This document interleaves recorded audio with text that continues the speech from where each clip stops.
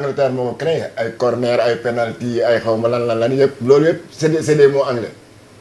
déggoo si benn les mots tubaab sax ñu ngi door a commencé di wax ay gars yi waane lu si football naan ay piston ak ailier ak latéral yooyu yëpp ak coup franc mais loolu yëpp donc kooku nag bi nga bu demee ba saawaay ñu ne depuis muy commencé football benn équipe africaine mosu ko gagné li ñu mën a wax sax am na équipe yoo xam ne def nag ñoom ay match nul comme ay match amicaux ñu def football ak ñoom nul mais kenn mosu ko dóor loolu moom gis naa ko kii bi mais kenn mosu ko dóor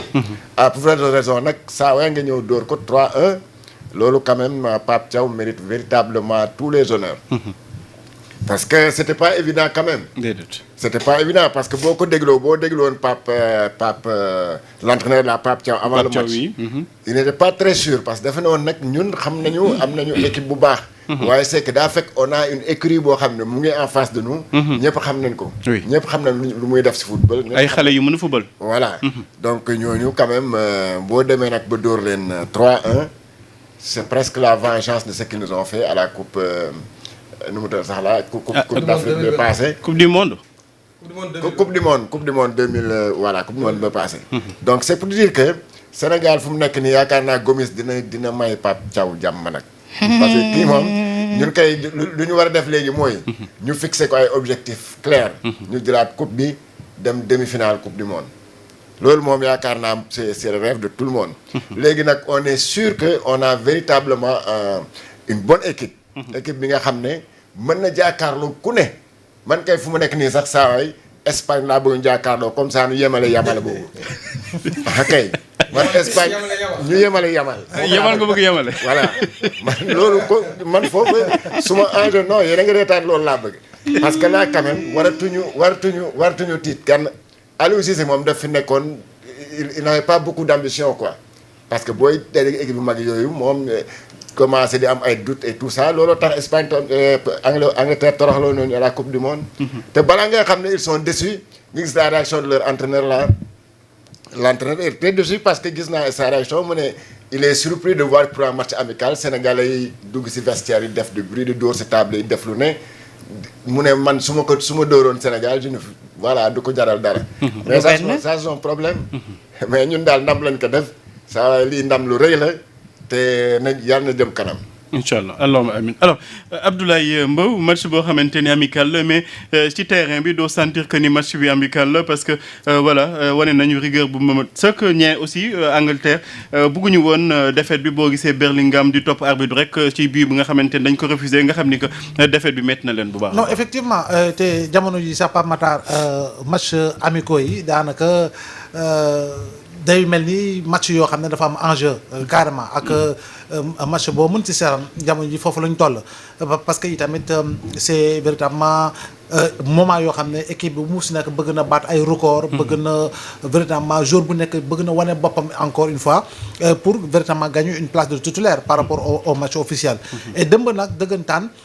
Angleterre teg na li mu am lépp tous les meilleurs joueurs de Premier League de la Premier League nekk City nekk Chelsea nekk Arsenal nekk Crystal Palace nekk Nottingham maanaam les 10 majeurs laa wax ci Premier League bi seen joueurs démb dugal nañu démb dem nañu ba Angleterre daanaka y avait à peu près 8 à 9 attaquants ci terrain bi donc juste pour dire que démb le match du Sénégal a été match solide Pape Thiaw a été très tactique également et jour itam wane nañu une technicité te démb on a évité le jeu britannique bu ñu duggoon ci jeu britannique bi xëy na résultat bu ñu am duñ ko am maanaam di larguer balle di sauter première ligne yi milieu de terrain bi di sauter première ligne yi te démb gis nga ni dañoo def jeu court boobu ñu def avec véritablement de bons techniciens au milieu de terrain gis nga ni le relais a été très facile entre la défense et le milieu de terrain entre le milieu de terrain et l'attaque jaare la ko ci excentré donc je pense que modèle jeu boobu ñu joué sans complexe également wane na ni que ni am nañu ay joueurs de niveau tey jii nii Irlande bu ñu footballee contre ñoom 1-1 lañ def mais bul fàtte ni équipe B la Sénégal teg équipe B wu Sénégal moo football contre Irlande démb gis nga équipe A bi maanaam titulaire yi nga xam ñoo war a nekk titulaire indiscutable ñoo football te démb dans l'axe Niakhaté et Koulibaly ont été solides comme d'habitude El Hadj Malick Diouf il a vraiment fait un match incroyable latéral gauche xëy na man fenn laay wax Crépin oui même Monaco dañ koy football latéral mais man je préfère véritablement que l'on ait un latéral droit de métier. Effectivement. boo xam ne mooy nekk foofu Crépin suñ ko mënee utiliser milieu de terrain il est partant il sera remplaçant jàpp naa ni loolu am na donc je pense que démb itamit Iliman Ndiaye il a montré véritablement benn niveau de jeu boo xam ne c'est très rare ñu amoon ko sax équipe nationale du Sénégal démb maa ngi koy wax benn copain ma ne ko man su ma fàttali ko jeu bu technique comme Iliman c'est un peu Diomansy alors que Iliman moo ko ëpp sax palette technique. Donc je pense que démb daal def nañu match bu am solo. léegi nag septembre moo si des pas Matar. Oui. Septembre nous avons 2 gros matchs qui nous attendent et particulièrement le match contre la République démocratique du Congo. jàpp naa ni tam Congo am na équipe bu baax am na ay joueurs yu baax à l'image de Yohan Wissa bi nga xam ne tamit il évolue en Premier League. Donc jàpp naa ni il faudra quand même que ñu gagner tous les matchs pour nous qualifier au mondial parce que cette équipe nationale du Sénégal ne saurait ne pas être véritablement ci coupe du monde bi nga xam ne moom la ñu amal jour pour jour. Il nous reste 364 jours exactement pour ñu jëm ci coupe du monde boobu donc impérativement foofu Sénégal def kéem kattanam pour fekke ko. waaye RD Congo Oui. gis na RD Congo am na micro genre micro. ma ne RD Congo. Oui. am na lu mu gis démb. fu mu nekk nii Sénégal c'est une grande puissance sur le plan footballistique. Aliou Cissé ñu yablu rek. waaw moo ñu yabloo. Ay mais xam RD nga Congo. léegi on a ay une grande puissance footballistique RD Congo boobu dootuñu nelaw fi ba septembre. ñoom nañ leen wutal ay diw rek bu ñu diwoo rek ñoom lépp nice. Alors Ibrahima Anne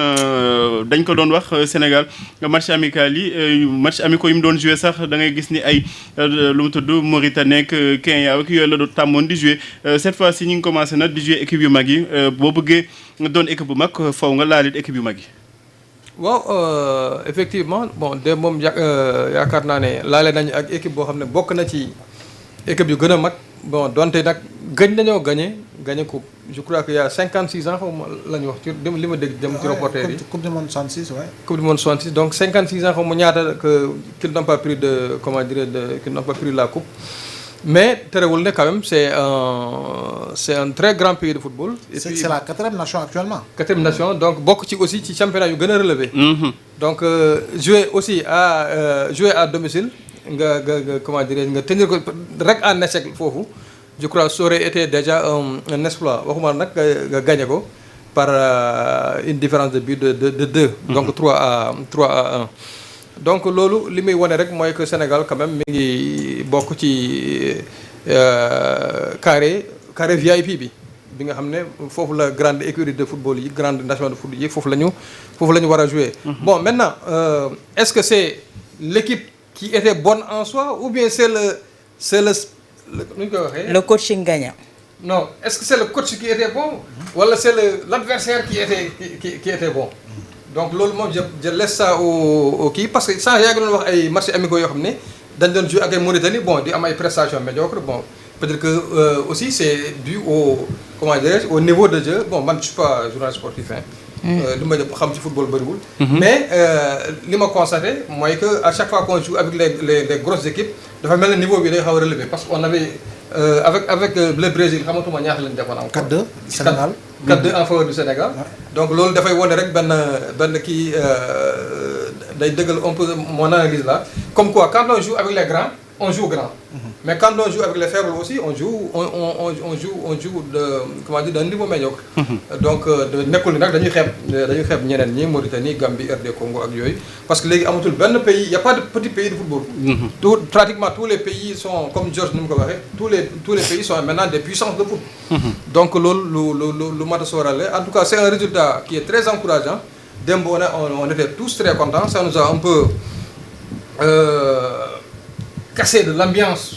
bi nga xam ne ci comment dirais-je l'ambiance morose bi nga xam ne ci la ñu nekkoon depuis quelque temps quand même surtout avec ki nga xam ne mooy micro Ibrahima. mooy Aliou Cissé. beneen bi aussi mooy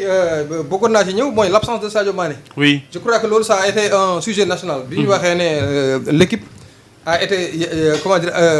Pape Thiaw il a fait sa sélection sans Sadio Mané je crois que jour boobu c'était véritablement un séisme. Mais malgré tout on s'est rendu compte que même sans Sadio Mané l'équipe pouvait gagner. Sabali mi ngi fi. Voilà donc Sadio Mané n'est pas là Sabali est là donc loolu moom je crois que c'est une bonne nouvelle pour l'équipe. Comme quoi donc Sadio Mané il est certes important, mais il n'est pas indispensable. D'accord. On peut ne pas l'avoir dans l'équipe et gagner. Maintenant, on souhaite vraiment qu'il revienne dans l'équipe. Parce que boobaa mbir mi day gën a saf rek fi ñuy door 3 peut-être ñu door fa 5. wala fi ñuy door 1 ñu door fa peut-être benn 3 wala benn 4. Donc loolu je crois que c'est toujours bon pour le moral quoi. Aw Diop wax na ko absence su Sadio Mané nekk absence quand même boo xamante ni soulevé woon na débat mais boo xoolee équipe bi dafa mel ni amul individualité collectif nañu jiital. Quand on parle de football, quand on dit 11 collectif moom moo tax ñuy wax Pamata. du individualité moom moo tax ñuy wax ci li nga xamante ne moo di football mais démb li nga xamante ne moom la ñu gis également Pape moom moo di ne dafa am loo xamante ne dafa tàmbalee juddu rawatina ci ndaw. dañoo jël li nga xamante ne moo di confiance te amuñu complexe. loolu moo waral tey jii mun nga gis victoire bi mun nañu wax également sur le coaching gagnant de ki nga xamante ne moo di Pape Thiaw. loolu itam duñ ko négliger te dañ koy soulever wax ko mais également soo xoolee léegi ossature équipe bi soo xoolee Pape de plus en plus ñu ngi koy jéem a rajeunir ñu ngi koy jéem a également di wax ki nga xamante ne dañ doon jël tout le temps naan ñii ñooy titulaires yi ñii suñu joué wul wala ñii suñu duggul ci match bi on ne fera pas de résultat on est en train de tourner les choses tendance boobu mi ngi commencé di disparaître jeune bu ci nekk da ngay approprié wu ne équipe bi sama équipe nationale la sama raaya réew la sol et yaakaar naa ne li ni mel dafa commencé également di habiter li nga xamante ne moom moo di cette équipe nationale là mooy ndaw yi nga xamante ne tey gëm nañu li nga xamante ne moom moo di le drapeau sénégalais également bëgg prouver sur le terrain tey jii dafa am yu paramètres yu bëri yoo xamante ne Pape si football ak si discipline bu mu mënti doon sooy dem di représenter sa réew biti réew dafa am paramètres yu bëri yoo xamante ne day entrer en jeu paramètres yi entrer en jeu moo di tey jii visage au Sénégal vitrine du Sénégal tey fan la toll. li ni mel également day gën a pousser les gens à vouloir également ñëw ci équipe nationale bi mais également booster li nga xamante ne moom moo di équipe nationale bi et ça se reflète également sur le terrain tey jii li nga xamante ne moom la ñuy gis autant dañ doon wax ne suñu amulee un entraîneur boo xamante ne biti réew la jógee on ne fera pas de résultats tey avec ñi nga xamante ne ñoo di nos nationaux on a vu qu'on a fait des résultats avec Aliou Cissé qu'on le veuille ou non mun nañ ko wax de tous les noms mais Aliou Cissé a fait des résultats avec cette équipe nationale là équipe nationale boobu